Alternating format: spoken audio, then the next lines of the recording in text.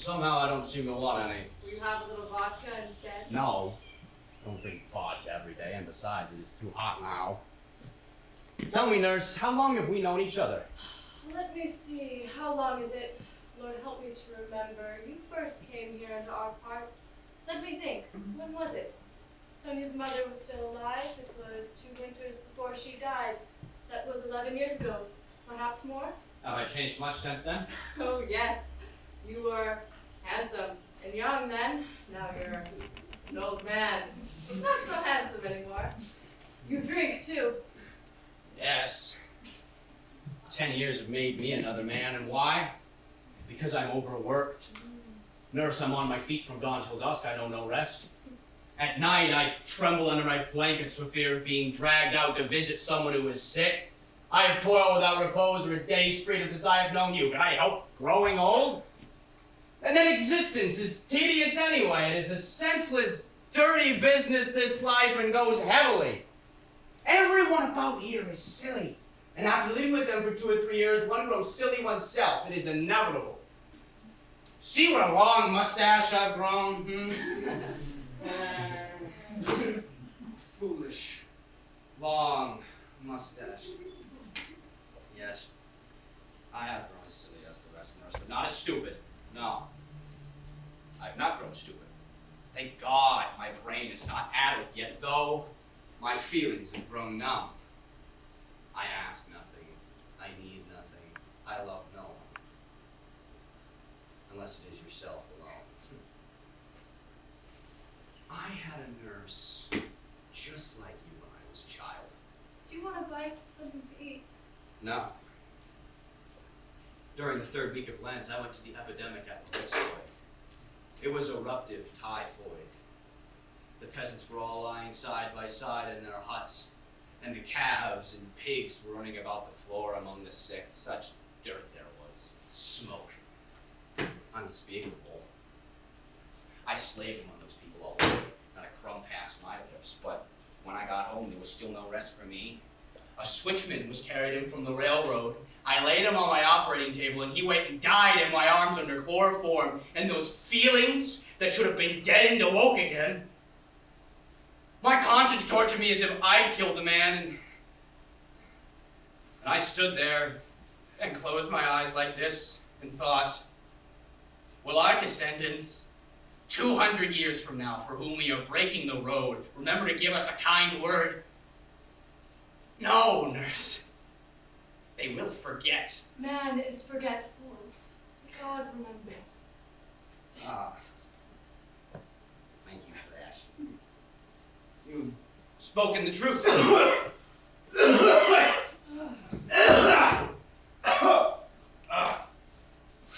Yes. Have you been asleep? Yes, very much so.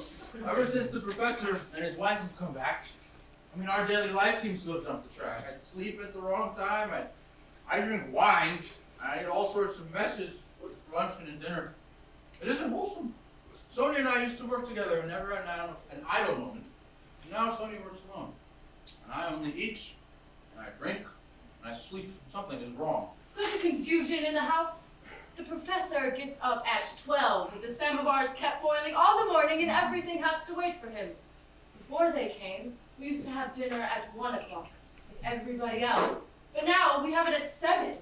The professor's up all night writing and reading, and suddenly at 2 o'clock there goes the bell. Oh, heavens, what is that? The professor wants some tea. Wake the servants, light the samovar. Lord, what disorder! Will they be here long? 100 years, the professor decided to make us home here. Look at this now. The samovar's been out for 2 hours, and they're all out walking. Okay, right. They're excited. Here they come. Superb! Superb! What beautiful views! Oh, wonderful, Your Excellency. Tomorrow we shall go into the woods, shall we, Papa? Ladies and gentlemen, your tea is ready. Would you be kind enough to send my tea into the library? I still have some work to finish up. I'm sure you will love the woods, Papa.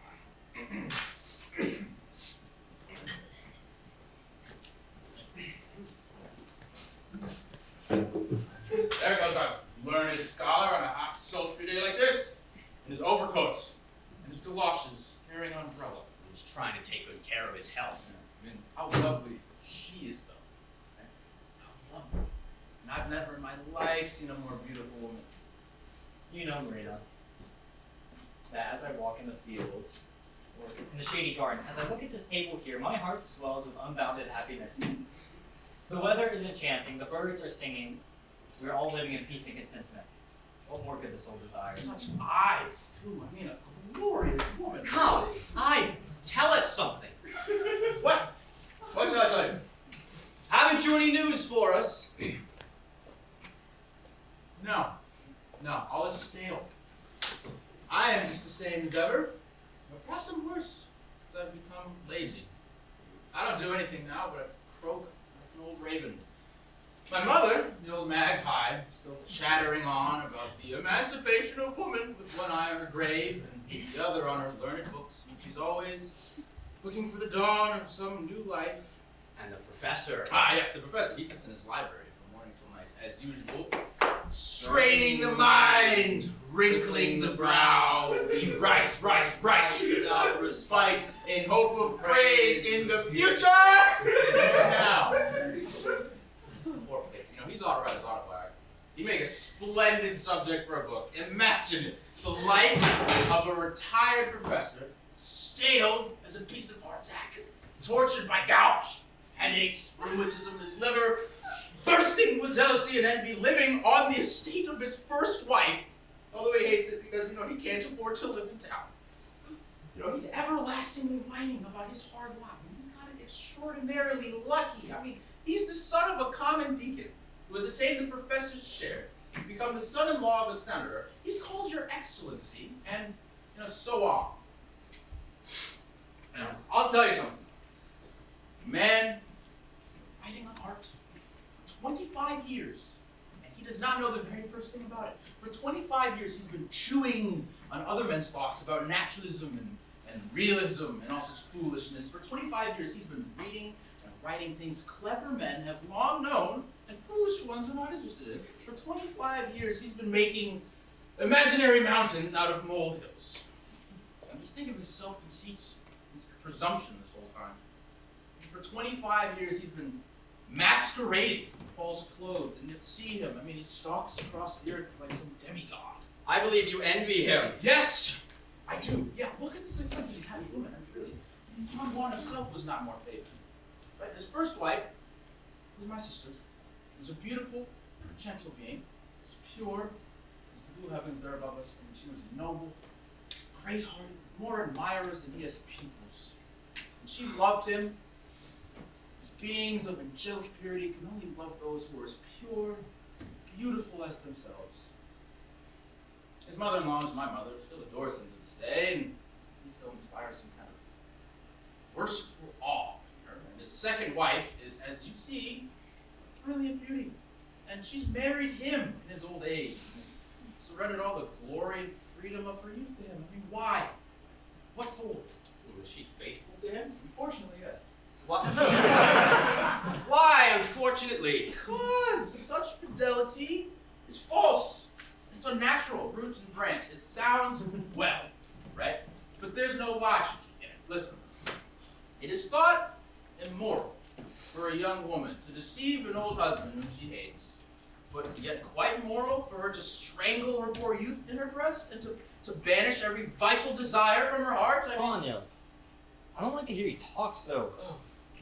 Listen, Vanya, everyone who betrays husband or wife is faithless and could also betray his country. oh, turn off the tap waffle. No, allow me, Vanya. Okay. My wife ran away with a lover on the day after our wedding because my exterior was unprepossessing. I have never failed in my duty since then. I love her and I am true to her to this day. I help her all I can. I have given my fortune to educate the daughter of herself and her lover. I have forfeited my happiness, but I have kept my pride. And she, her youth has fled, her beauty has faded according to the laws of nature, and her lover is dead. What has she kept? There are some peasants waiting out there, nurse. Will you go and see what they want? I will pour the tea.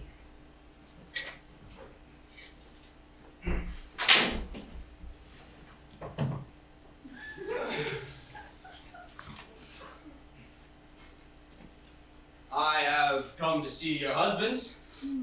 He wrote me that he had a rheumatism, and I know not what else, and that he was very ill, but he appears to be as lively as a cricket. He had fits of blues yesterday and complains of pains in his legs, and yet he seems all right again today. And I galloped over here 20 miles at breakneck speed. Very well, it is not the first time. Once here, however, I shall have to stay until tomorrow, and at any rate sleep quantum Oh, satis. splendid. You so seldom spend the night with us. Have you had dinner yet? No. Oh, good. Then you will have it with us then. We dine at 7 now. Here's some tea for you. Oh, this tea is cold. Yes, the semaphore is shown cold. Don't mind, Monsieur Ivan. We will drink cold tea then. I beg your pardon, my name's not Ivan, but Ilya, ma'am. Ilya Telegin, or Waffles as I am sometimes called, when making my pockmarked face. I'm Sonia's godfather, and His Excellency, your husband, knows me very well. I now live with you, ma'am, on this estate, and perhaps you'd be so good as to notice that I dine with you. Every day. He is our great help, our right-hand man. Your godfather, let me pour you some tea. Oh! What is it, grandmother? I forgot to tell Alexander. I received this letter today from Paul Alexeyevich in Kharkov. He sent me this pamphlet. Is it interesting? Yes, but he refutes the very same ideas he defended 7 years ago. It's quite appalling. There's nothing appalling about it. Just drink your tea. See, you never want to listen to what I have to say. Pardon me, Jean, but you have changed in the last year. So much so that I barely know you. You used to be a man of settled convictions and of an illuminating personality. Yes, I had an illuminating personality which illuminated no one. Yes, I had an illuminating personality. Wow, you couldn't say anything more biting. I'm 47 years old. I mean, until last year I endeavored, as you do now, to blind my eyes by your pedantry to the truths of life. And now if you only knew how I lie awake at night, heartsick and angry, to think how stupidly I've wasted my time when I could have been winning from life everything which my old age now forbids. Uncle Vanya, how dreary. You speak as if your former convictions were to blame and you yourself were not at fault. You forget that a conviction in itself is nothing but a dead letter. You should have done something. Yes, done something. Not every man is capable of being a writer perpetuum mobile like your little air professor. What is that supposed to mean? Grandmother, Uncle Vanya, I entreat you. You know what? I'm silent. I apologize, and I'm silent. What a fine day. Not too hot? No, it's a fine day to hang myself, really.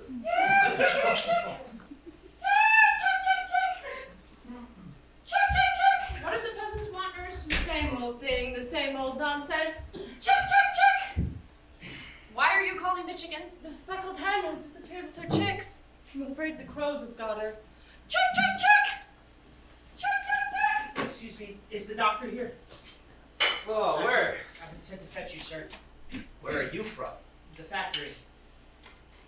Thank you. There is nothing for it then but to go. Damn it, this is annoying. Yes, it is too bad, really. You must come back to dinner from the factory. It'll be too late, I won't be able to do that. Now where? Look here, my man, get me a glass of vodka, will you? No, where? Oh! One of the characters in Ostros plays as a man with a long mustache and short wits like me. I should really be delighted if you would come see me someday with Miss Sonia. My estate is small, but if you are interested in such things, I should like to show you a nursery and seedbed whose like you will not find than 1,000 miles from here. My place is surrounded by government forests. The forester is old and always ailing, so I superintend almost all the work myself. I have always heard that you are very fond of the woods. Of course, one can do a great deal of good in helping to preserve them. But does that work not interfere with your real calling? God alone knows what a man's real calling is. And do you find it interesting? Yes, very. Oh, extremely!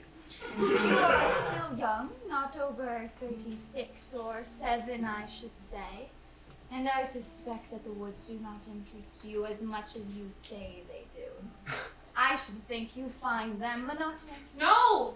The work is thrilling! Dr. Astroff watches over the old woods and sets out new plantations every year. And he has already won a diploma and a bronze medal. If you would listen to what he would tell you, I'm sure you'll agree with him entirely. Well, he says that forests are the ornaments of the earth, that they teach mankind to understand beauty, and to attune his mind to lofty sentiments. Forests temper a stern climate, and in countries where the climate is milder, less strength is wasted in the battle with nature. And the people are kind and gentle. Their philosophies are joyous. Art and science blossom among them. Their treatment of women is full of exquisite nobility. Bravo. All that is very pretty, yes, but it's also unconvincing. So, my friend, you must let me go on burning wood in my stoves and, building my sheds of planks. You can burn peat in your stoves and build your sheds of stone.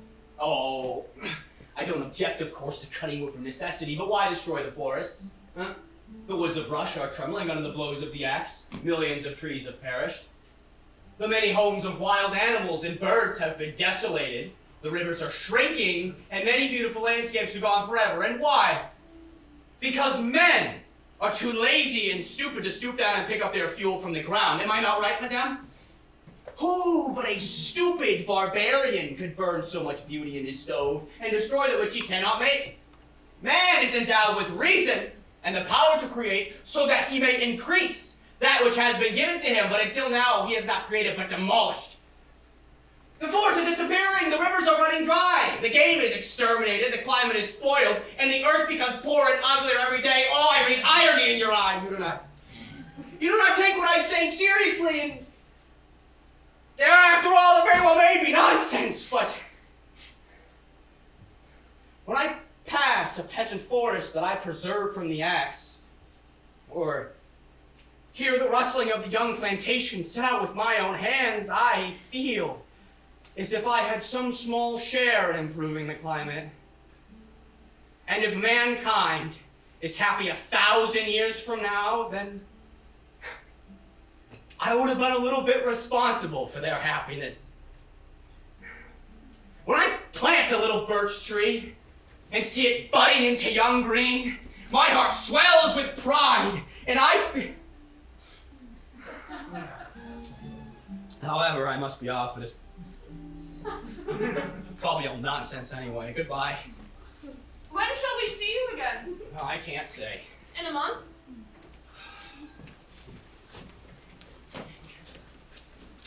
You have behaved shockingly, again. Ivan, what sense was there in teasing your mother and talking about perpetual mobile? And at breakfast you quarreled with Alexander again? Really, your behavior is too petty. But I hate him. You hate Alexander without reason. He's like everyone else and no worse than you are. If only you could see your face and your gestures, how tedious your life must be. Yes, it is tedious and dreary. You all abuse my husband and look at me with compassion. You think, poor woman, she is married to an old man. How well I understand your compassions. As Astroff said just now, look at how you thoughtlessly destroy the forest so that soon there will be none left. So you also destroy mankind, and soon fidelity, purity, and peace and self-sacrifice will have vanished with the woods. Why can you not calmly look at a woman unless she is yours? Because the doctor was right. You're all possessed by the devil of destruction. You have no mercy on the woods, on birds, on women, or on one another. I don't like your philosophy. The doctor has a weary, interesting face. A sensitive face. Sonia evidently likes him. She is in love with him, and I can understand it. This is the second time he has been here since I've come, and I've not had a real talk with him yet, or made much of him. He thinks I'm disagreeable.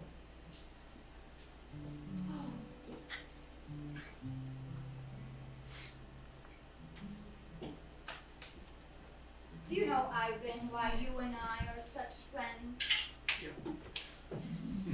I think it is because we are both lonely and unfortunate. Yes, unfortunate. Oh, don't look at me that way. I don't like it. How can I look at you like that? I love you. You are my joy and my life and my youth. I know my chances of being loved in return are, infinitely small and do not exist, but I ask nothing of you. Only let me look at you and just listen to your voice. Hush, someone will overhear you. Just let me speak to you of my love. Do not drive me away, Elena. This alone will be my greatest happiness. Why? What?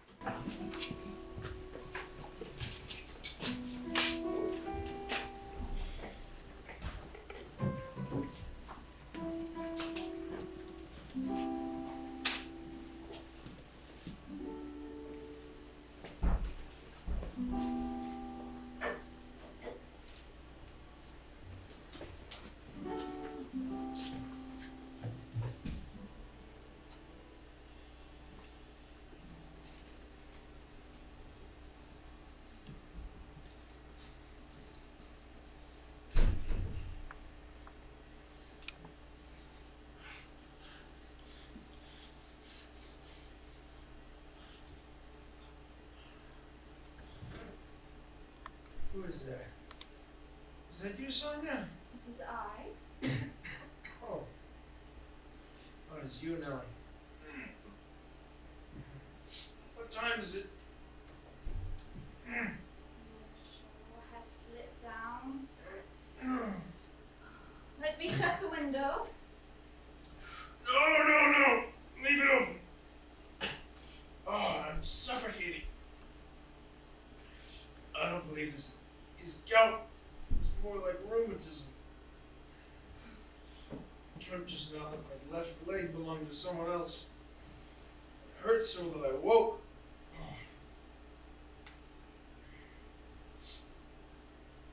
What time is it? 12:30. I want you to look for Bertushka's works in the library tomorrow. What is that? Look for Bertushka tomorrow in the library. We used to have him, I remember. Why do I find it so hard to breathe? This is the second night in a row that you've had no sleep. You say, Turgenev got angina of the heart from you. I'm afraid I am getting angina too. Damn, this cursed, horrible old age.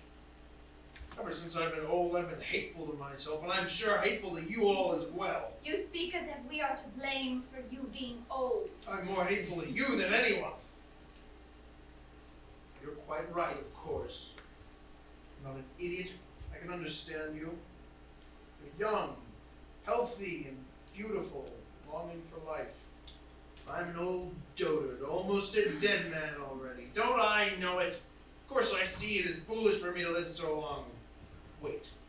I shall soon set you all free. My life cannot drag on much longer. You are overtaxing my powers of endurance. Be quiet, for God's sake. It appears that, thanks to me, everybody's powers of endurance are being overtaxed. Everybody is miserable, only I am blissfully triumphant. You are torturing me. I Be torture quiet. everybody! Oh, of tell me what course. you want me to do! Nothing! Then be quiet! It's funny that everybody listens to Ivan and his old idiot of a mother, but the moment I open my lips, you all begin to feel ill-treated. You can't even stand the sound of my voice. Even if I am hateful, even if I am a selfish tyrant, haven't I the right to be one at my age? Haven't I ask you, the right to be respected now that I'm old? No one is disputing your rights. I'm going to shut the window. We will have rain in a moment.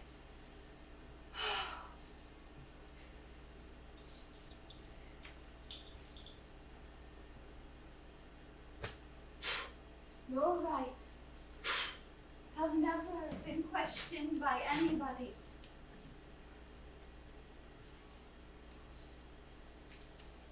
I have spent my life working in the interests of learning. I am used to my lecture hall and the library and the esteem and admiration of my colleagues, and here I am plunged in this wilderness, condemned to see the same stupid faces from morning till night and listen to their futile conversation. I want to live.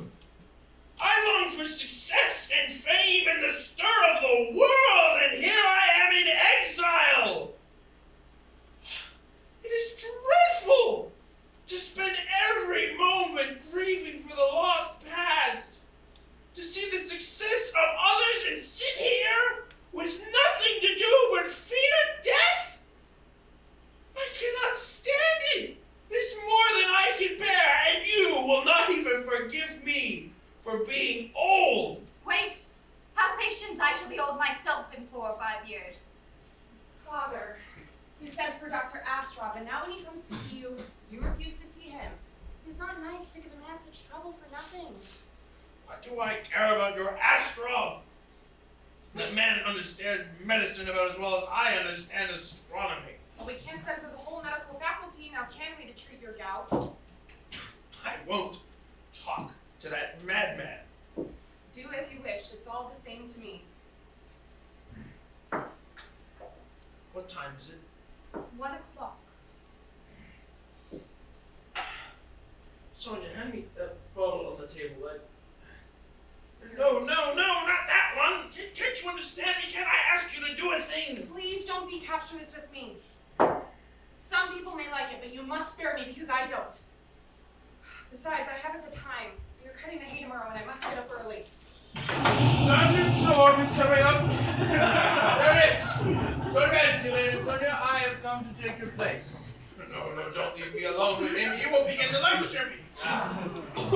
But you must give them a little rest. They haven't slept for 2 nights. Then let them go to bed. But you go away too, thank you. I implore you, do not protest against going. We will talk some other time for the sake of our former friendship. Yes, our former friendship. Yes, our former friendship. And don't leave me alone with him. He will lecture me. Oh, this is ridiculous. I'm just gonna sit Nurse, here. you must go to bed. It is late. I haven't cleared away the tea things. Can't go to bed yet. No one can go to bed.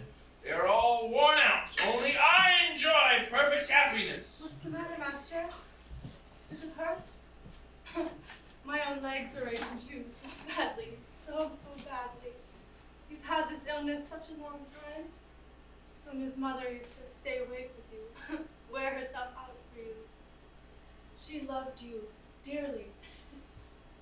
Old people want to be pitied as much as young ones, but no one cares about them somehow.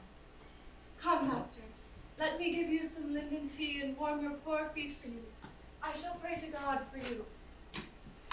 Let us go, Marina. My feet are aching so badly.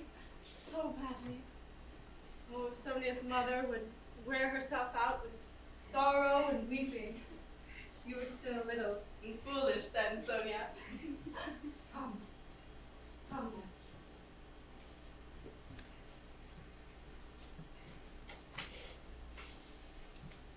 I am absolutely exhausted by him and I can hardly stand. You are exhausted by him, and I am exhausted by my own self. I haven't slept for 3 nights. Something is wrong in this house. Your mother hates everything but the pamphlets and the professor. The professor is vexed. He hates me and fears you. Sonia's angry with her father and with me and hasn't spoken to me for 2 weeks. I'm at the end of my strength and have come here bursting into tears at least 20 times a day. Something is wrong in this Leave house. speculating alone. You are cultured and intelligent, Ivan. Surely you know that the world is not destroyed by villains and conflagrations, but by hate and malice and all this pitiful tattling. It is our duty to make peace with one another and not quarrel at everything. Help me at first to make peace with myself, my darling. Let me go away. Elena, listen. Soon the rain will end, and all of nature will sigh and awake refreshed. Day and night the thought haunts me like a fiend that my life is lost forever. My past doesn't count because I've frittered it away on trifles, and the present is so terribly miscarried. I mean, what am I to do with my life and my love? What is to become of them? You know, this wonderful feeling of mine will be lost as a ray of sunlight is lost and falls into a dark chasm, and my life will go with it. I am benumbed. When you speak to me of your love and I don't know how to answer you, forgive me, I have nothing to say to you. Oh, I'm tortured by the thought that beside me in this house is another life being lost forever. It's yours. Ivan! What are you waiting for? What accursed philosophy stands in your way? Just understand me, please. Understand. Ivan, you are drunk.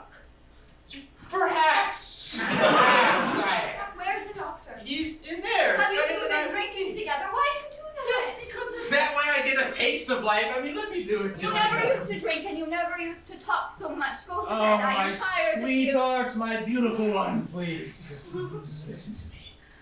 Oh, let me go. This has become too disagreeable, Ivan. Hi, it's just, it's only a little bit. It wasn't that much. Oh, she's gone. I met her first, 10 years ago. She was 17. I was 37. Why did I not fall in love with her then and propose to her? It would have been so easy. Both would have been waked tonight by the storm. And yeah, she would have been afraid. But I would have held her in my arms. And I would have whispered, "Don't be afraid. I'm here." Oh, enchanting dream, so sweet that I laugh to think of it. Oh my God! My head reels! I mean, why am I so old? Why won't she understand me? I hate all that rhetoric of hers, that morality of indolence, that absurd talk about the destruction of the world, and I've been deceived. For years I worshipped that miserable, gout-ridden professor. Sonia and I, we squeezed this estate dry for his sake. We bartered our butter and our curds and our peas away like misers just so we could scrape enough pennies together to send to him. You know, I respected him and his learning. I thought all his writing was, I thought it was inspired, but you know, now he's retired. And what's the sum total of his life? It's a blank. He's absolutely unknown. And his fame, it's burst like a soap bubble. I have been deceived. I see that now. I've been basely deceived. Play! Everybody play!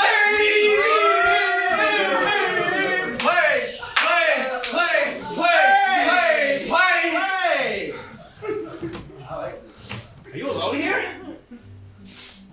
No women about? No. The heart is cold, the fire is dead. Where shall the master lay his head? The heart is cold, the fire is dead. Where shall the master lay his head? The heart is cold, the fire is dead. Where shall the master lay his head? The heart is cold. The heart is cold. The thunderstorm woke me. It was a heavy shower. What time is it? Oh, the devil only knows. I thought I heard Yelena's voice. Yeah, she was here a moment ago. Oh, what a beautiful woman. Medicine, is it? Mm-hmm. Ooh. What a variety we have. Prescriptions from Moscow, from Kharkov, from Tula. Why he has been pestering all the towns of Russia with his gout. Is he ill or simply shamming? I mean, he's really ill. What is the matter with you tonight? You seem sad. Is it because you are sorry for the professor? Leave me alone. Or in love with the professor's wife? No, she's my friend. Already? What do you mean by already? A woman can only become a man's friend after having first been his acquaintance, then his beloved, then she becomes his friend. Oh, what a vulgar philosophy you What do you have. mean? Yes! I must confess I am getting vulgar, but then you see, I am drunk! I usually only drink like this once a month. At such times, my audacity and temerity know no bounds. I feel capable of anything. I attempt the most difficult operations and do them magnificently.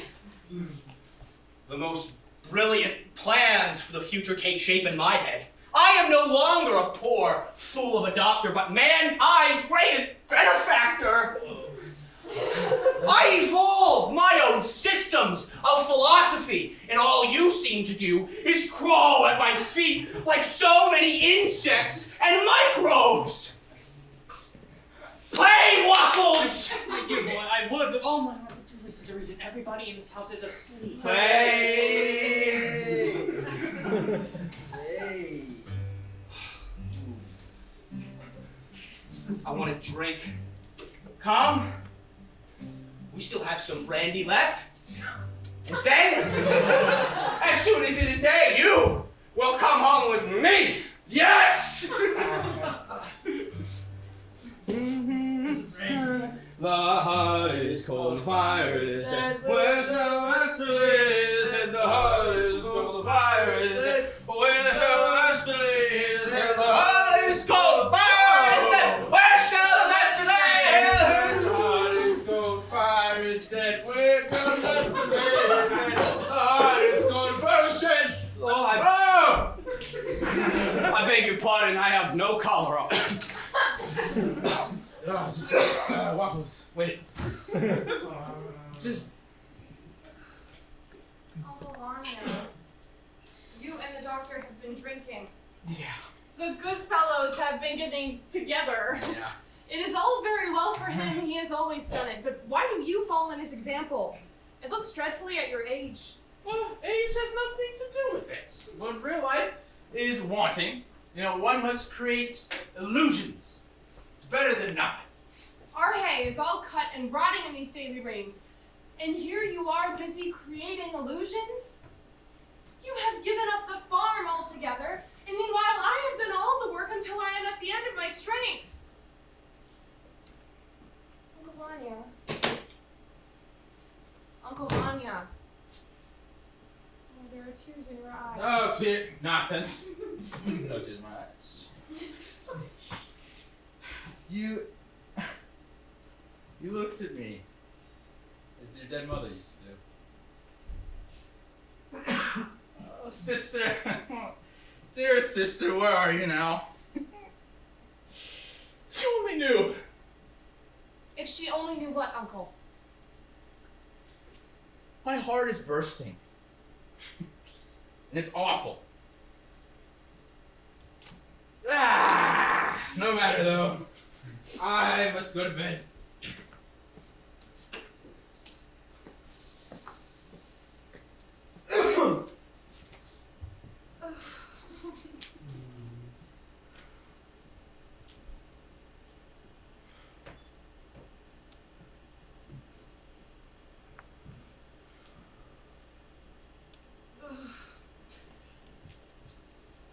Dr. Astroff, are you awake?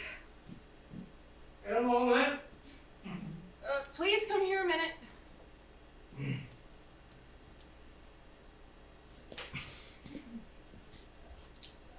What do you want? Drink as much as you please if you don't find it revolting. But I beg you not to let my uncle do it. It is very bad for him. Very well. We won't drink anymore. I'm going home at once, that is settled. It will be dawn by the time the horses are harnessed. It is still raining. Wait until morning. The storm is blowing over. This is only the edge of it. I must go. And please, don't ask me to come see your father anymore. I tell him he has gout. He says it is rheumatism. I tell him to lie down. He sits up. Today he refused to see me at all. He has been spoiled. Won't you have a bite to eat? Yes, please. I believe I will. I love to eat at night.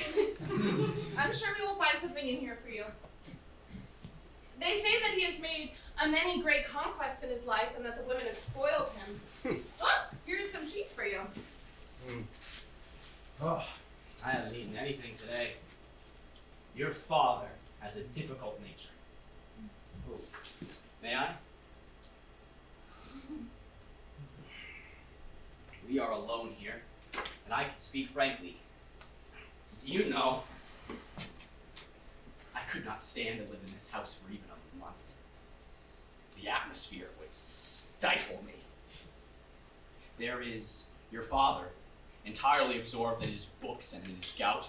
There is your Uncle Vanya with his hypochondria, your grandmother, and finally your stepmother. What about her? A human being should be entirely beautiful.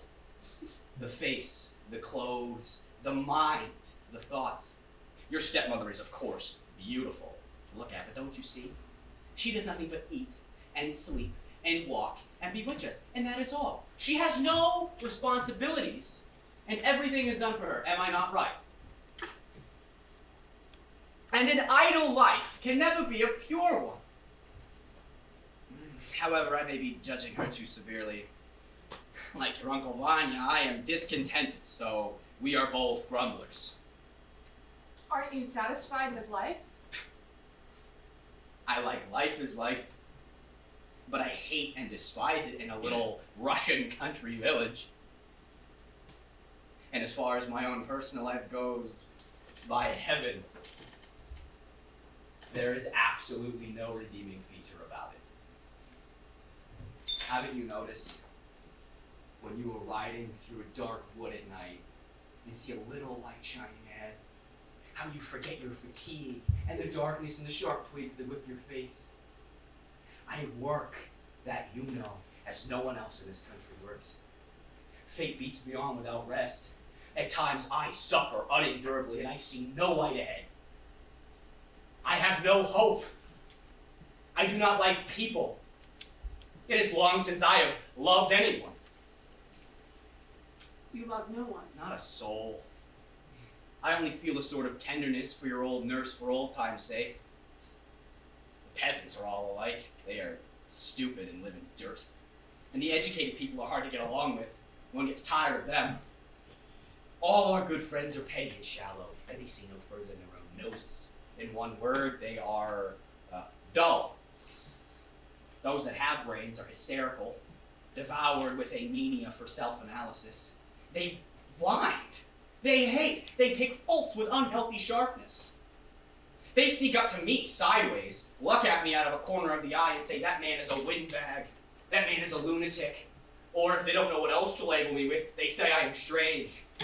I like the woods. That is strange. I don't eat meat. That is strange too. Simple natural relations between man and man and nature do not exist. I beg you, I implore you not to drink anymore. Why not? Well, it is so unworthy of you.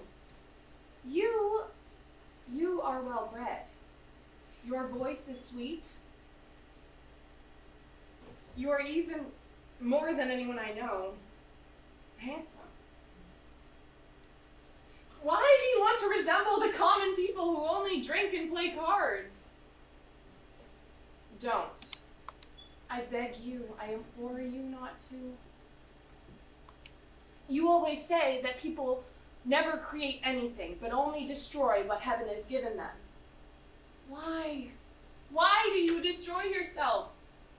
Don't. I beg you not to. I won't drink anymore. Promise me.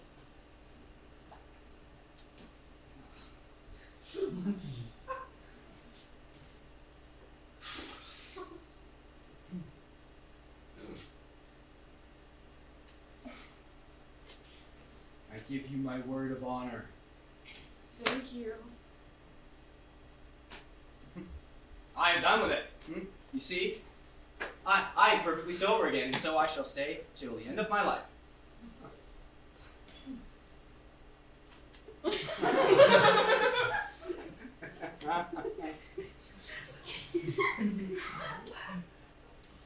But as I was saying, life holds nothing for me. I am old, I am tired, I am trivial. My sensibilities are dead.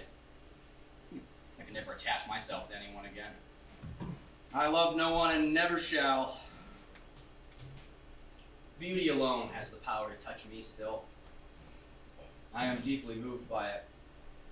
Elena could turn my head in a day if she wanted to, but that is not love, that is not affection. What is it? Nothing. During Lent, one of my patients died under chloroform. It is time to forget that. Tell me, doctor. If I had a friend, or a younger sister, and if you knew that she, well, loved you, what would you do? I don't know. I don't think I should do anything. I would make her understand that I could not return her love. However, my mind is not bothered by those things now. I must start at once if I am ever to get off. Goodbye, my dear girl. At this rate, we shall stand here talking till morning. I shall go out through the sitting room because I'm afraid your uncle might detain me.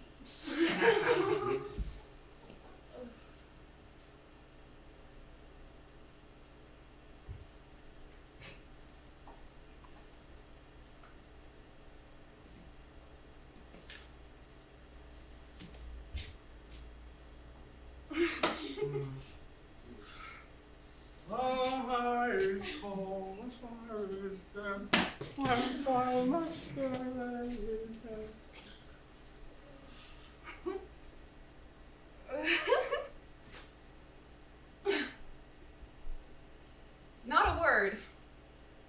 His heart and soul are still locked from me. And yet for some reason, I am strangely happy. I wonder why. I told him that he was well bred, and that his voice was sweet, and that he was handsome. Was that a mistake? Oh, I can still feel his voice vibrating in the air. It caresses me. Ugh! What a pity it is to be plain. I am plain. I know it. Last Sunday, as I was coming out of church, I overheard a woman say, "She is a dear, noble girl, but what a pity she is so ugly." So ugly. Ugh. Oh, the storm is over. What delicious air. Where's the doctor? He has just gone out. Sonia, Yes. how much longer are you going to sulk at me? Have we not hurt each other? Why not be friends? We have had enough of this. I myself. Let us make peace. Oh, with all my heart. Has Papa gone to bed? No, he's sitting up in the drawing room. Oh, heaven knows what reason you and I had for not speaking to each other for a week. Let the side. Dr. Astroff has just had supper. There is some wine. Let us drink to our friendship. Yes, let us. Out of one glass.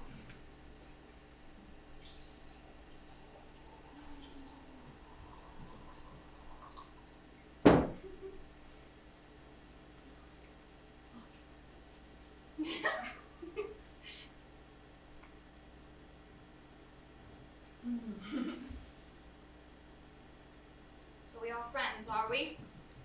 Of course. I have long since wanted to make friends. But for some reason I was ashamed to. Why are you crying? Oh, I don't know, it's nothing. Oh. There, no, I'm crying.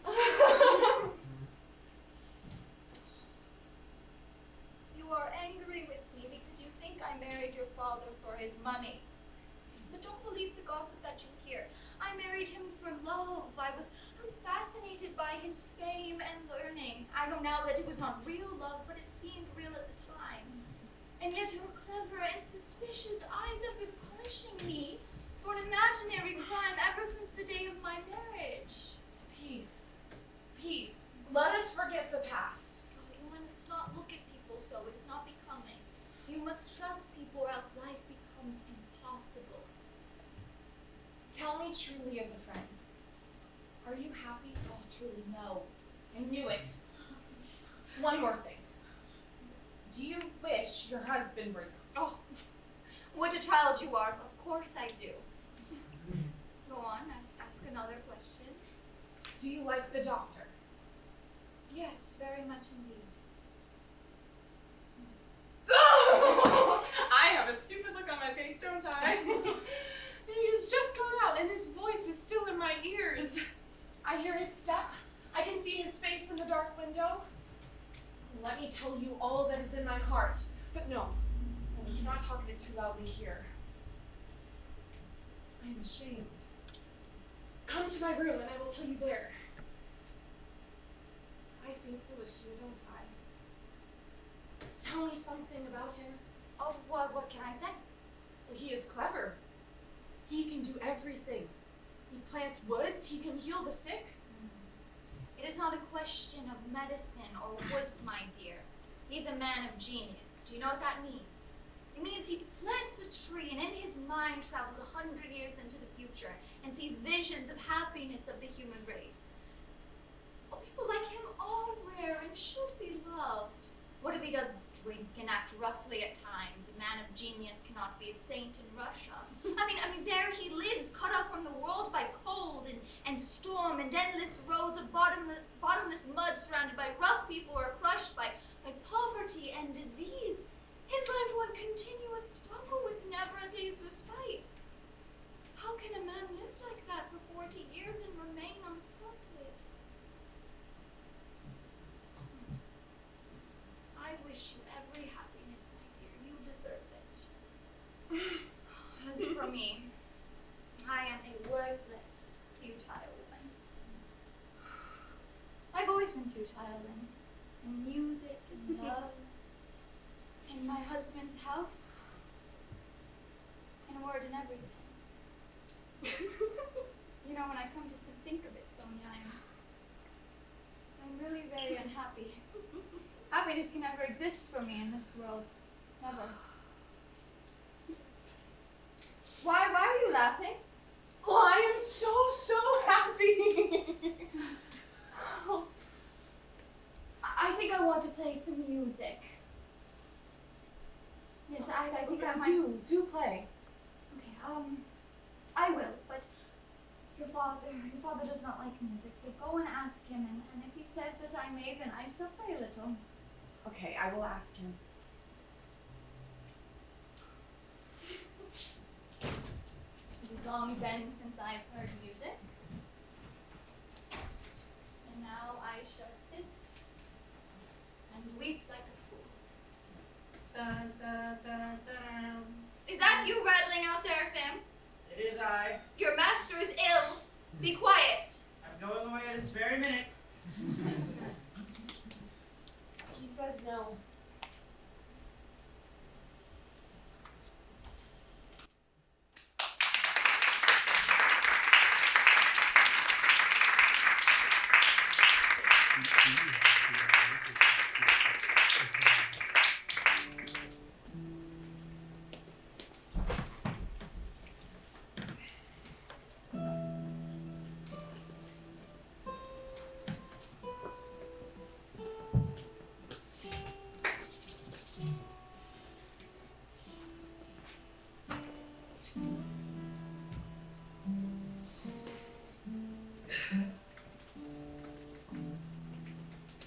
We were asked by the professor to be here at 1 o'clock, and it is now it's 1:45. Seems he has some communication to make to the world. Probably a matter of business. He's never had any business. He writes twaddle and he grumbles and he makes his heart out with jealousy. Uncle. Alright, I apologize.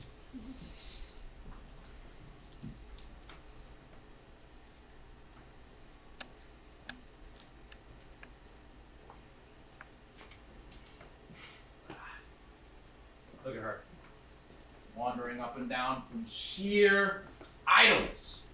It's a sweet picture, really. I wonder you are not bored, droning on in the same key from morning till night. I'm dying of this tedium. What shall I do? There's plenty to do if you would. For instance? You could help run this place, teach the children, care for the sick. Isn't that enough? Before you and Papa came back, Uncle Vanya and I used to go to the market ourselves to deal in flour. It is only in novels that women go out and teach and heal the sick. It does not interest me, and besides, I know nothing of it. How can I suddenly begin to do it? How can you live here and not do it?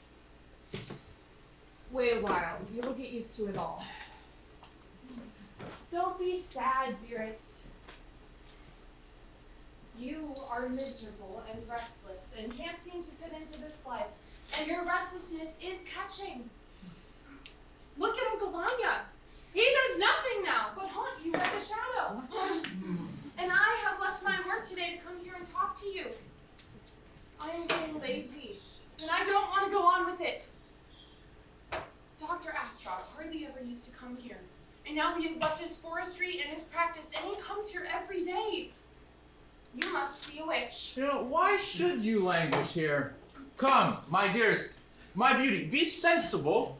The blood of a Nixie runs in your veins. Won't you let yourself be one? Give your nature the reins for once in your life. Fall head over heels in love with some other water sprite and plunge down head first into some deep pool so that the air professor and all of us can finally have our hands free again. Oh, leave me alone! How cruel you are! My beauty, I apologize. Please forgive me. Confess that you would try the patience of even an angel. Okay, as a peace offering, I'm going to fetch for you some flowers, which I picked for you from the garden this morning. Some awesome roses. Some beautiful, sorrowful roses. Yes.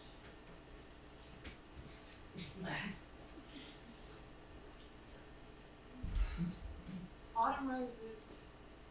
Beautiful, sorrowful roses. September already. How are we going to make it through long winter here? Where is the doctor? He is writing in Uncle Vanya's room. I'm glad Uncle Vanya has gone out. I want to talk to you about something. About what? About what? Oh. There, darling. Don't, Sonia.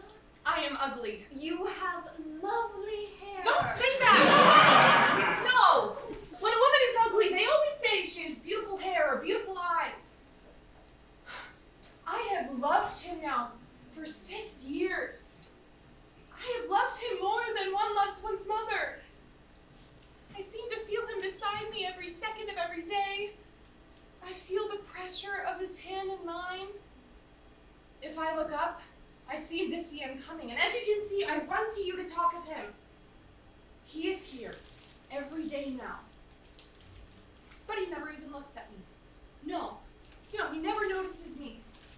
Oh, it is agony. I have no hope. No hope. Oh my God, give me strength to endure. I prayed all last night. I often go up to him and speak to him and look into his eyes. My pride is gone. I am not mistress over myself. Yesterday, I told Uncle Vanya I couldn't control myself. And all the servants know it. Everybody knows that I love him. Does he? No. He never even notices me. He is a strange man. Listen, Sonia, will you allow me to speak to him?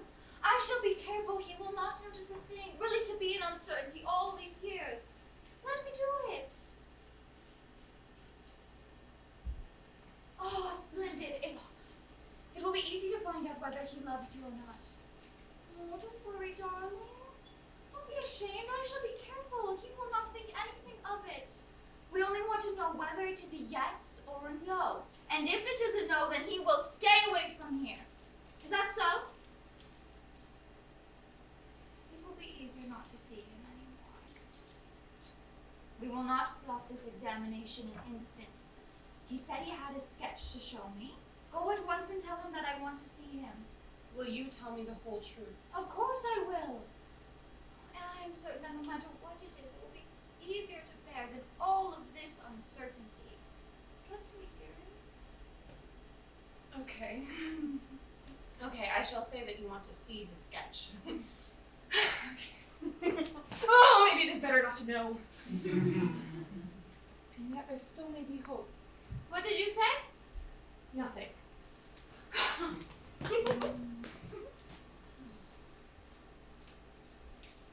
There is no greater sorrow than to know another's secret when you cannot help them. He is obviously not in love with her, but why shouldn't he marry her? She is not pretty, but she is so pure and kind and good.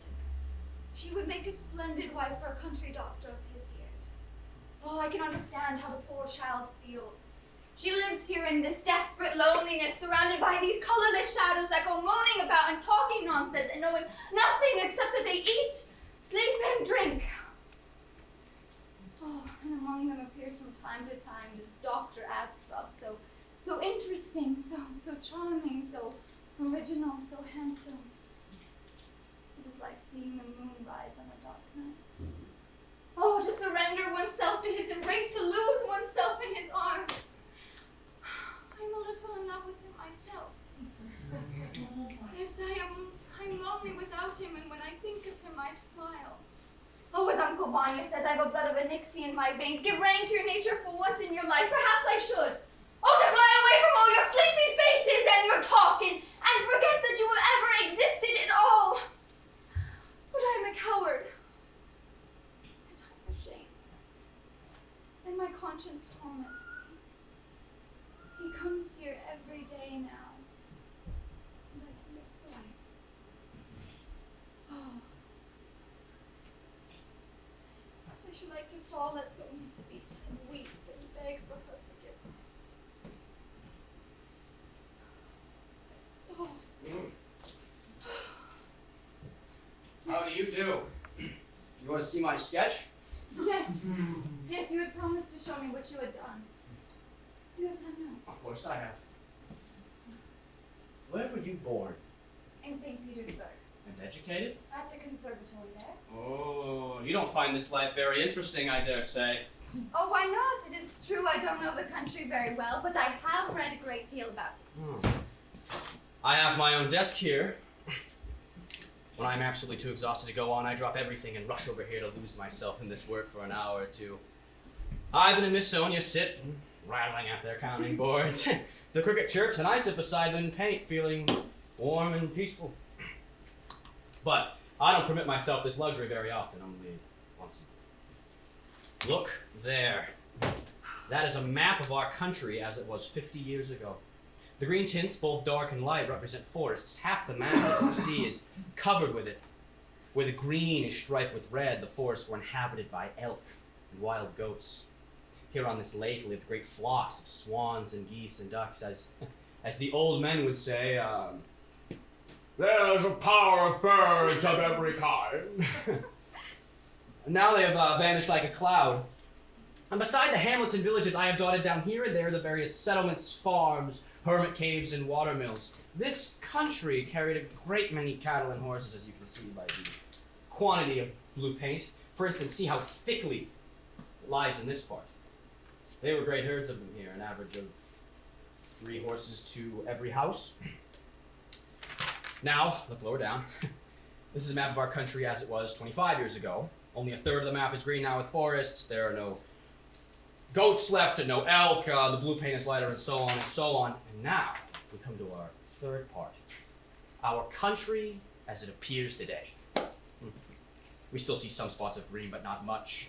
The elk, the swan, the black cock have disappeared. It is, on the whole, the picture of a regular and slow decline, which will evidently only take 10 or 15 more years to complete. Perhaps you may object that it is the march of progress, that the old order must give way to the new, and you'd be right if roads had been run through these ruined woods, and if factories and schools had taken their place. The people then would have become better, healthier, and educated and richer, but as it is, we have nothing of the sort. We have the same swamps and mosquitoes. the insane disease and want, the typhoid, the diphtheria, the burning villages.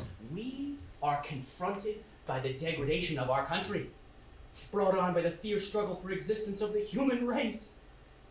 Oh, it is the consequence of the ignorance of subconsciousness of the starving, shivering, sick humanity that, to save its children, snatches at everything that can warm it and still its hunger. So it destroys everything it can lay its hands on without a thought for the morrow, and almost everything is gone, and nothing has been created to take its place. But I see by your face that I'm not interested in you. I know so little about such things. There's nothing to know, it simply isn't interesting, that's all. Frankly, my thoughts were elsewhere. Forgive me. I should like to submit you to a little examination, but I am embarrassed and I don't know how to begin. An examination? Yes, but a quite innocent one. Sit down. It is about a certain young girl I know. Let us discuss it like honest people, like friends, and then forget what is past between us, shall we? Very well. It is about my stepdaughter Sonia. Do you like her? Oh, yes. I respect her. Do you like her as a woman? No. One more question and that will be the last. Oh, have you noticed anything? No, nothing. You do not love her. I can see that in your eyes. Oh, but she is suffering, so you must go away from here and not come here anymore. My sun has set, yes, and then I haven't the time. Where shall I find time for such things? Bah! What an unpleasant conversation. I am out of breath as if I have been running 3 miles uphill. Thank heavens it is over now. Now we shall forget that it has happened. You are sensible. You understand. Oh, I'm actually blushing. If you had spoken a month ago, I might have perhaps considered it, but now... Of course, if she is suffering, but... I cannot understand why you had to put me through this examination. You are wily! What do you mean? Oh, you are wily. I admit that Sonia is suffering, but what does this examination of yours mean? Oh, don't put on such a look of surprise. You know perfectly well why I come here every day. Yes, you know perfectly well why and for whose sake I come. Oh, my sweet tigress, don't look at me in that way. I am an old bird. A tigress, I do not understand you. Beautiful, sleek tigress, you must have your victims. For a whole month, I have done nothing but seek you eagerly. I have thrown over everything for you, and you love to see it. Now then, I am sure you knew all this without putting me through your examination. I surrender. Here you have me. Now, eat me. You have gone mad. You are afraid? I am a better, stronger woman than you think me. Goodbye. Goodbye, don't say goodbye, don't waste words. Oh, how lovely you are, what hands. Oh, let go of me, go away. You have forgotten yourself. Tell me, where can we meet tomorrow? Don't you see that we must meet? That it is inevitable. Oh. Oh, let me go away. Be in the forest tomorrow at 2 o'clock, will you? Will you? Oh, this is appalling. Nothing. Nothing, yes, nothing. The weather is fine today, my dear Ivan. This morning was overcast and looked like rain, but now the sun is shining again. Honestly, we've had a very fine autumn and the wheat is looking fairly well, but the days are growing short. Ivan, you must use all of your power. You must do everything to get my husband and myself away from here this very day. Okay. I mean, Jillian, I just saw everything. Ivan, do you hear me? I must leave here this very day. Not very well myself, Your Excellency. I have been living for 2 days now. My head Where is everyone? I hate this house. It is a regular labyrinth. Everyone is always scattered through the the 26 enormous rooms, you could never find a soul.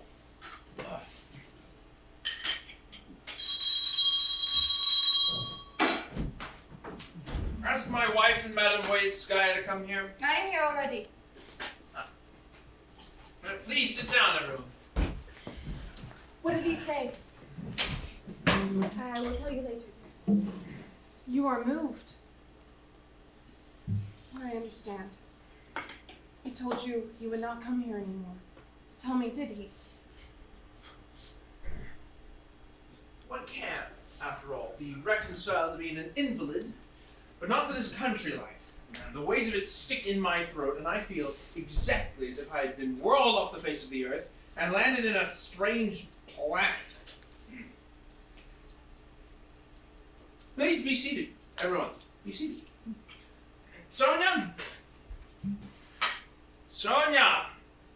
She does not hear me. You sit down, tuners. I crave your indulgence, ladies and gentlemen. Hang your ears, if I may say so, on the peg of attention. Perhaps you do not need me. May I be excused? No, you are needed now more than anyone. What is it you want? Well, what are you angry about? If it is anything I have done, I ask you to forgive me. You know what? Drop it and come to business. What do you want? Here is Mother. Ladies and gentlemen, I shall begin. I have asked you to assemble to discuss a very important matter. I want to ask for your assistance and advice, and knowing your unfailing amiability, I think I can count on both. I am a bookworm and a scholar, and am unfamiliar with practical affairs. I cannot, I find, do without the help of well-informed people such as you, Ivan, and you, Teligan, and you, Mother. The truth is, monet omnes una nox. That is to say, our lives are in the hands of God. And as I am old and ill, I realize that the time has come for me to dispose of my property in regards to the interests of my family. My time is nearly over, and I am not thinking of myself, but I have a young wife and daughter. I cannot continue to live in the country. We were not made for country life, and yet we cannot afford to live in the city on the income derived from this estate. We might sell the woods, but that would be an expedient we cannot resort to every year. We must find some way of guaranteeing to ourselves a more or less fixed yearly income. It is with this object in view that a plan has occurred to me, which I now have the honor to present to you for your consideration. I will give you only a rough overview, avoiding all details. This estate does not pay on average more than 2% of the money invested. I propose to sell it. We then invest the capital in bonds. We should earn roughly 4 to 5% and would have a surplus of over several thousand rubles, and we could then buy a summer cottage in Finland. Hold on. Repeat what you just said. I don't think I heard you quite right. I said we would invest the money in bonds and buy a cottage in Finland with the surplus. No, not Finland. You said something else. I propose to sell this place. That was it. Wow. So you proposed to sell this place. Wow. Splendid. That idea is a rich one. Yeah, and what do you propose to do with my old mother, and with me, and with Sonia That will here? be decided in due time. We can't do everything at once. Wait! It's clear until this very moment that I've never had a grain of sense in my head. I was always stupid enough to think that this estate belonged to Sonia. My father bought it as a wedding present for my sister, and since I always foolishly imagined that our laws were made for Russians and not Turks, that my sister's estate would come down to her child. Of course it is Sonia's. Has anyone denied it? I don't want to sell it without Sonia's consent. On the contrary, what I am doing is for Sonia's good. This is absolutely incomprehensible. Either I have gone mad, or... Gene, don't contradict Alexander. He knows what is best. You know what? I shan't. Give me some water. Go ahead. Go ahead. Say anything you please. I can't imagine why you are so upset. I don't pretend that my scheme is an ideal one, and if you all object, I shall not insist. I not only nourish feelings of respect towards learning, Your Excellency, but I'm also drawn to my family ties. My brother, Gregory's wife's brother, whom you may know, his name is Constantine Lacedaemon. Stop! I can go. Stop! This is business. Just wait a minute, and we'll talk of that later. You know what? Ask him what he thinks. This estate was bought from his uncle. The price was 95,000 rubles. My father paid 70, and he left the debt of 25. Now listen. This estate could have never been bought had I not renounced my inheritance in favor of my sister, whom I deeply loved. And what is more, I worked like an ox for 10 years, and I paid off the debt. I regret ever having started this conversation. Entirely to my own personal efforts. This place is entirely clear of debt. And now when I grow old, you want to throw me out neck and crop. I can't imagine what you are driving. For 25 years, I have managed this place, and I've sent you the returns like the most honest of servants, and you have never given me one single word of thanks, neither in my youth nor now. I mean, you allowed me a meager salary of 500 rubles, a beggar's pittance, and you never even thought of adding a single ruble to it. What do I know of such things, Ivan? I am not a practical man and don't understand them. You might have helped yourself to all you wanted. Yes! Why did I not steal? Don't you all despise me now for not stealing when it would have only been justice, and I should not now be a beggar? Vanya, no talking now. For 25 years, I have been sitting here with my mother like a mole in a burrow. Our every thought and hope was yours, and only yours. I mean, by day we talked with pride of you and your work, and we spoke your name with veneration, and our nights, they were wasted reading those books and those papers, which my soul now loathes. What underhand do you want, We anyway? used to think of you as almost superhuman. But now the scales have fallen from my eyes, and I see you as you are. You write on art, and you don't know anything about it. Those books of yours, which I used to admire, they're not worth one copper kopeck. You are a hoax. That's what you are. Anyone make him stop. I command you to stop. No, I refuse. Wait a minute. I am not done yet. You have wrecked my life. I have never lived. My best years are gone. They've gone for nothing but ruin thanks to you. You are my most bitter enemy. I cannot stand it. I'm going. What do you want? What earthly right have you to use such language to me? Ruin is just a state of yours. Take it and let me be ruined. I'm clever and I'm brave and I'm strong. If I had lived a normal life, I could have been another Schopenhauer or another Dostoevsky. I mean, motherfucker, can you say something, please? Alexander, please just listen. Please. You know what? No, don't say anything. I know what to do. And you, my friend, you will understand me. What on earth is the matter? Someone take this lunatic out of my sight or I shall leave here at once. I cannot live under the same roof with him. His room is almost next door to mine. Let him take himself off into the village or the wing of the house.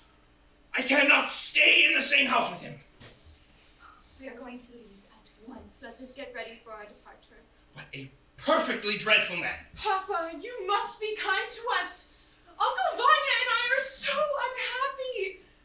Have pity on us. Do you remember when Uncle Vanya and Granny and I used to sit and copy and translate your books every night? Every night. We have toiled without rest. Uncle Vanya never spent a penny on us. We sent it all to you. We have not eaten the bread of idleness.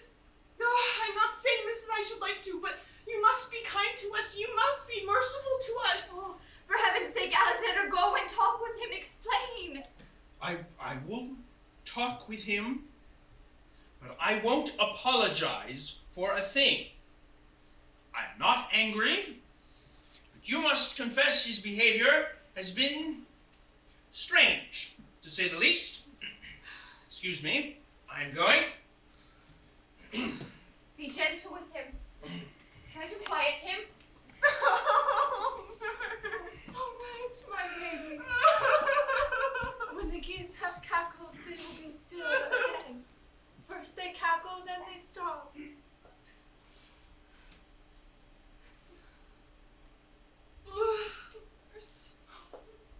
You are trembling all over as if you were freezing. There, my darling. God is merciful. A little linden tea and it will all pass away. Don't cry, my sweetest. See? The geese are all gone now. The devil take them.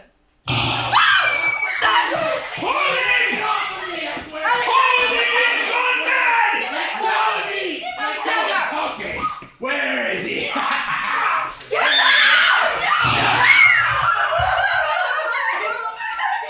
missed him.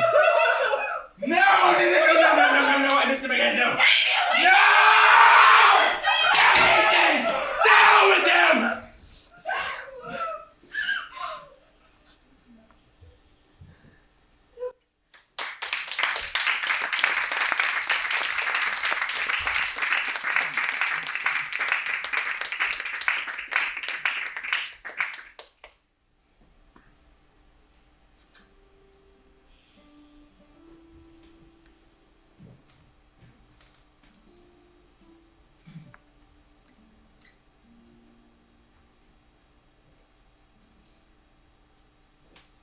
Be quick, Marina. We should call the way to say goodbye before you have finished. The carriage has already been ordered. I am a little tired. They're going to Kharkov to live. They do well to go. They have been frightened. The professor's wife won't stay here an hour longer. We are going all, let's be off, says she. We shall go to Kharkov and look about us, and then we can send for our things. They are traveling light. It seems, Marina, that fate has decreed for them not to live here. And quite rightfully. After the storm they just raised, it was shameful. It was indeed. The scene was worthy of the brush of Ibazovsky. I wish I'd never laid eyes on them. Now we shall have things as they were again. Tea at 8, dinner at 1, and supper in the evening. Everything in proper order, as decent folks, as Christians like to have it. It has been a long time since I've eaten noodles. Yes, we have not had noodles for ages. Not for ages. As I was walking through the village this morning, Marina, one of the shopkeepers called after me. Hi, you a hanger-on? I felt it bitterly. Don't pay the least attention to them, Master. We are all dependents on God. You, me, Sonia, and the rest of us. Everyone must work. No one can sit idle. Where is Sonia? In the garden with the doctor looking for Ivan, they fear he may lay violent hands on himself. Where's his pistol? I hid it in the cellar. Go away. Go away and leave me by myself for about an hour. Yes, I yes, won't yes, have Vanya, you yes. dancing Under like tackle. this. Go, leave me by myself. I would with the greatest pleasure. I ought to have gone long ago, but I shan't leave here until you have returned what you took from me. I took nothing from you. I am not jesting. Don't detain me. I really must go. I took nothing of yours. You did it. Very well. I shall have to wait a little longer. And then you will have to forgive me if I resort to force. We shall have to bind you and search you. I mean what I say. Do as you please. To make such a fool of myself, I mean to shoot twice and miss him both times. I'll never forgive myself. When the impulse came to shoot, it would have been as well had you put the bullet through your own head. Strange. I attempted murder, yet I'm not being arrested or brought to trial. That must mean they think me mad. I mean me. I am mad, and yet those that hide their worthlessness, their dullness, their crying heartlessness behind a professor's mask are sane. Those who marry old men and deceive them under the noses of all are sane. I saw you kiss her, by the way. I saw you in each other's arms. Yes, sir, I did kiss her, so there! No, it is the earth that is mad because she still bears us on her breast. That is nonsense. Well, am I not a madman and therefore irresponsible? Haven't I the right to talk nonsense? This is a farce!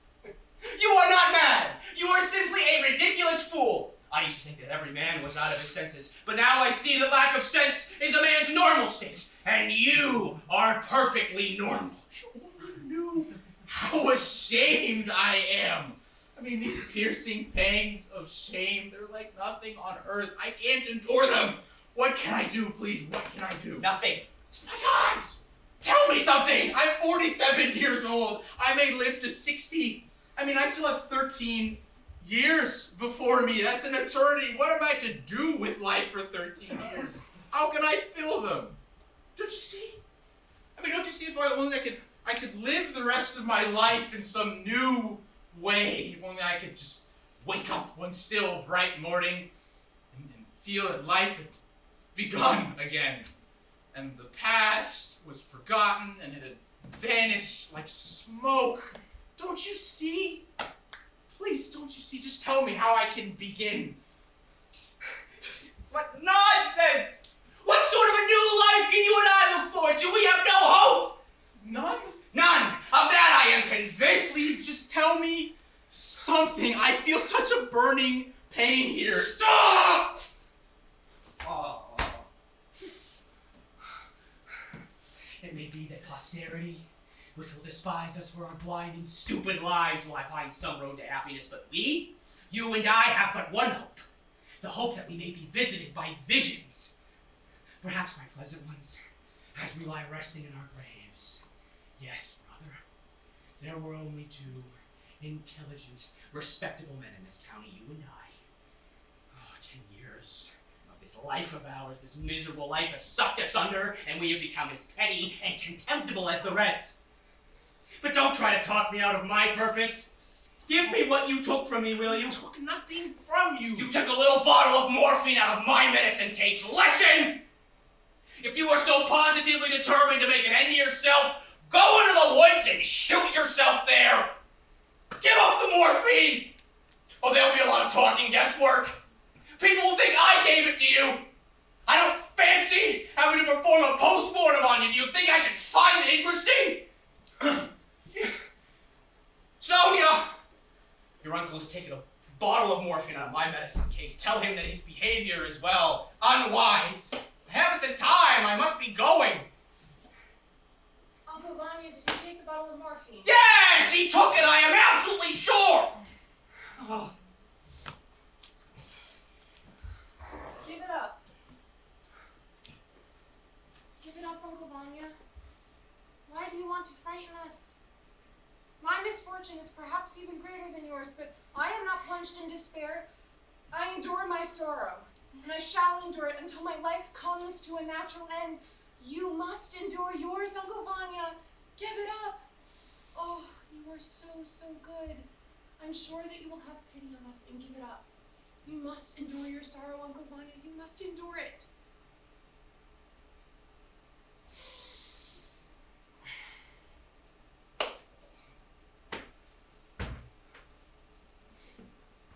There it is. We must get to work on something at once, or I shall not be able to endure it. Yes, to work. As soon as we have seen them off, we shall get to work. Oh, everything is in a muddle. Now I can be off. While you're here, Ivan, Alexander would like to speak to you. Go to him. Yes, come, Uncle Vanya. You and Papa must make peace. That is absolutely necessary. Come.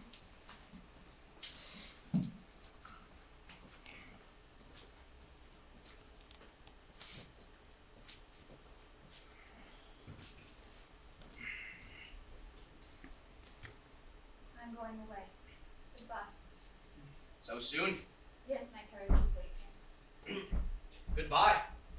You promised me that you would go away yourself today. I've not forgotten. I am going at once. Were you frightened? Was it so terrible? Yes. Couldn't you stay? Couldn't you? Tomorrow? In the forest? It is all settled, and that is why I can look at you bravely in the face. Our departure is set. One thing that I must ask of you, don't think of me too harshly. I should like you to respect me. Stay, I implore you.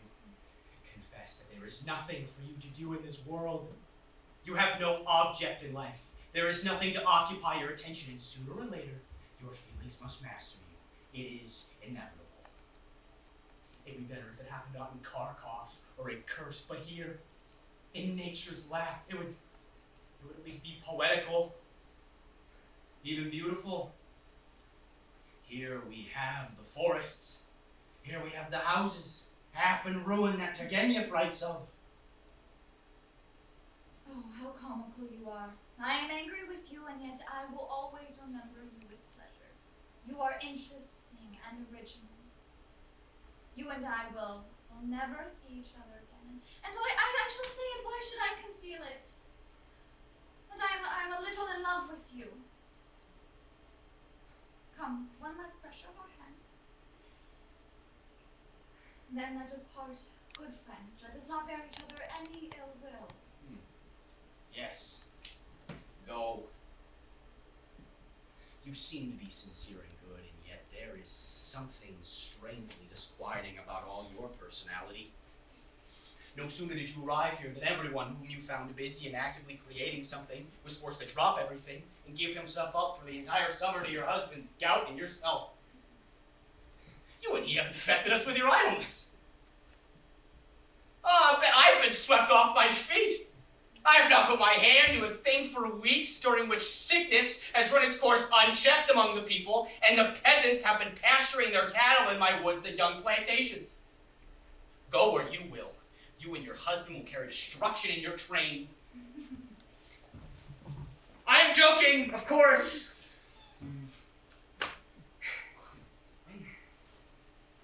Yet, I am strangely sure that had you stayed here, we should have been overtaken by the most immense desolation. I would have gone to my ruin, and you would not have prospered. So go. E finita la commedia. I shall take this pencil for memory. How strange it is. We meet, and then it seems we must part ways forever. That is the way in this world.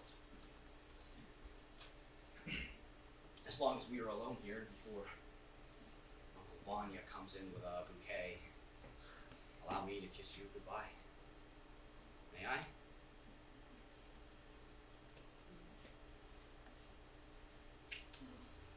So splendid. I wish you every happiness. Oh, for once in my life I shall scorn the consequences. I must go. Yes, go. If your carriage is there, then start at once. Hey, Fanita. Shame on him who bears malice for the past. I have been through so much in the last few hours that I feel capable of writing a whole treatise on the conduct of life for posterity. I gladly accept your apology and myself ask your forgiveness. Mother. Oh, have your picture taken, Alexander. You know how dear you always were to me. Goodbye, Your Excellency. Don't forget us. Goodbye. Goodbye, all. I have many thanks for your pleasant company. I have a deep regard for your opinions and enthusiasm. But let me, as an old man, give a word of advice at parting. Do something, my friend. Work. Do something. Good luck to you all. Goodbye. My dears, forgive me. I shall never see you again.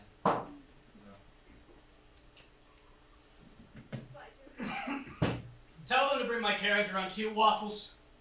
All right, old man.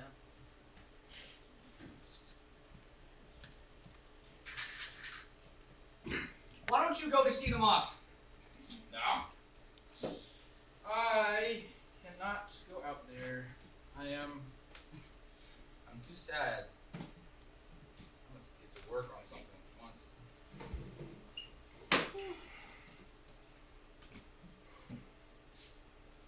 They've gone. The professor, I suppose, is glad to go. He couldn't be tempted back now by a fortune. They have gone.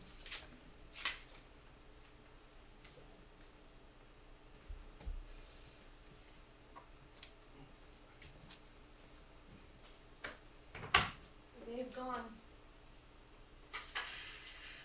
God be with them. And now, Uncle Vanya, let us do something. Yes, to work, to work, to work. First, let us write up the accounts. You take one. No ink. Ugh. Okay. How sad it is to see them go. They have gone.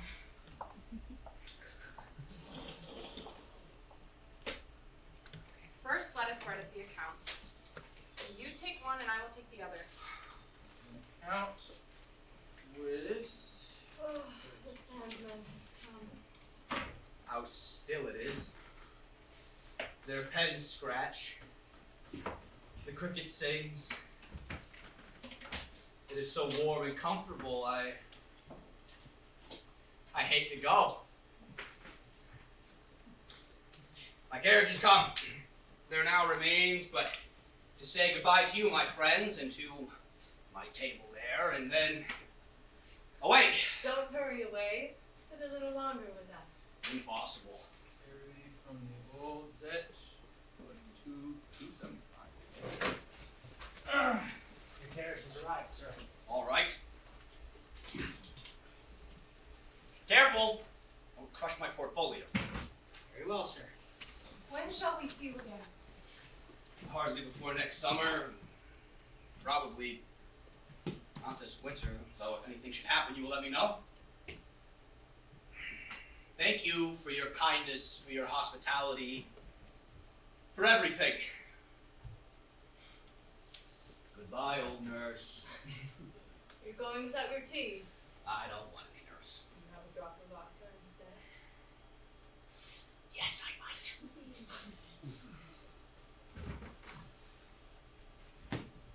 My off-wheeler has gone lame again for some reason. I noticed it yesterday when Peter was taking him to water. Should have him reshot. And I shall have to go around by the blacksmith on my way home. It can't be avoided. I suppose it is roasting hot in Africa now. There you are. Help yourself. It's to your good health. Eat your bread with it. I like it so. Now then, goodbye. You needn't come see me off, nurse.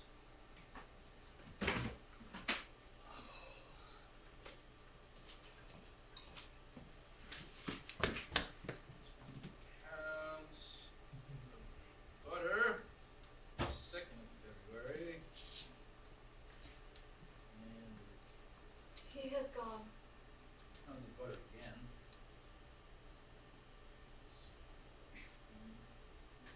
Buckwheat.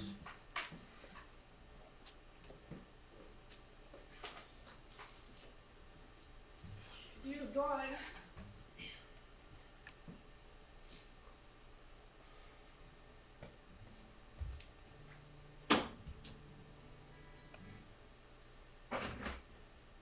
Total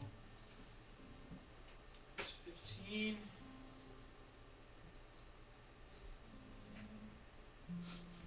$25.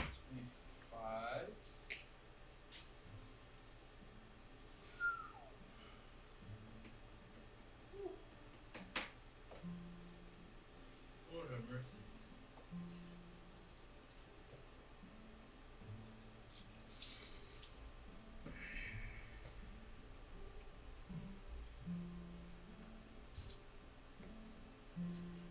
My child, I'm miserable. only knew how how miserable I am.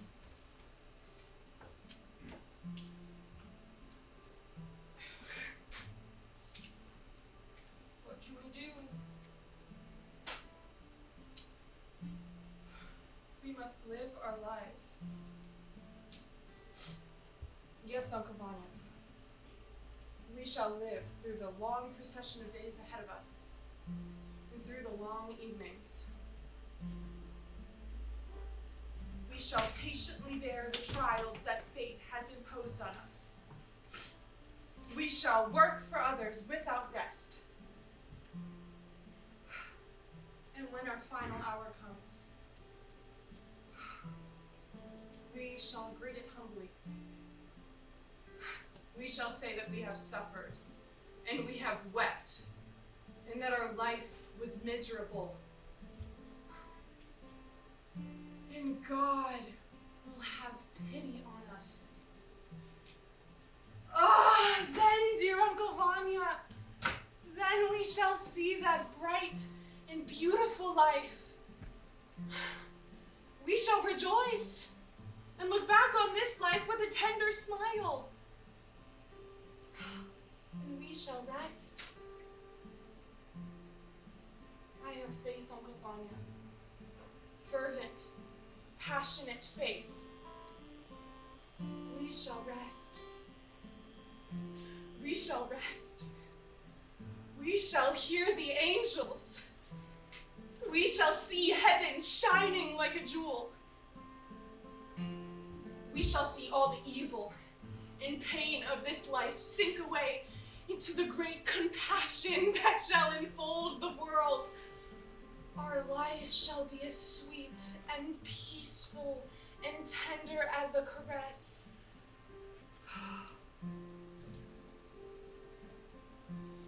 My dear Uncle Vanya, you are sad. You have never known what happiness was. But just wait. We shall rest. We shall rest.